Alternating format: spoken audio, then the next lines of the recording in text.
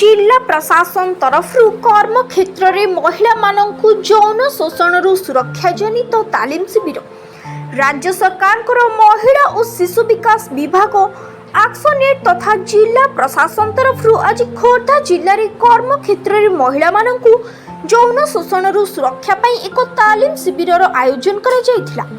एही तालीम शिविर में समस्त शिशु प्रकल्प अधिकारी सुपरभाइजर जागृतिर सभ्य विभिन्न विभागर आभ्यंतरीण कमिटीर सदस्य स्थानीय कमिटीर सदस्य माने जोग देइथिले।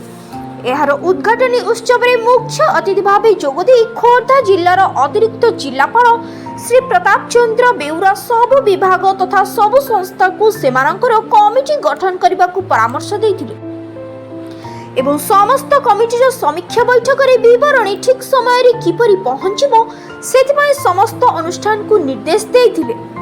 अन्यतम अतिथि भाव में एग्जीक्यूटिव ऑफिसर तथा मुख्य अधिकारी जिला परिषद कस्तूरी बालाजीना जोगदे महिला माने किपरि समाज रे विभिन्न प्रकार हिंसार शिकार होती से संपर्क में आलोचना कराइथिले।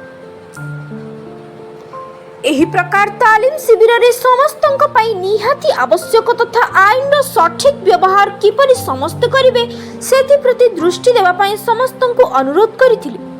तालीम शिविर रे मुख्य तालीमदाता भाव में ActionAid national project lead Shri Ghasiram Panja जोगदे कर्म क्षेत्र में यौन संपर्क विभिन्न कमिटीर गठन तार गठन एवं किपरि काम करा जायबो से संपर्क में आलोचना करथिले। विभिन्न केस उदाहरण सह कमिटीर समीक्षा किपरि करा जिवो तथा आसुथिबा केस गोपनीयता किपरि बचाय रहबो से संपर्क में तालीम देथिले। एही आईन कार्यकारिणी नहेले तार जोरिमाना तथा दंड विधान संपर्क में आलोचना करथिले।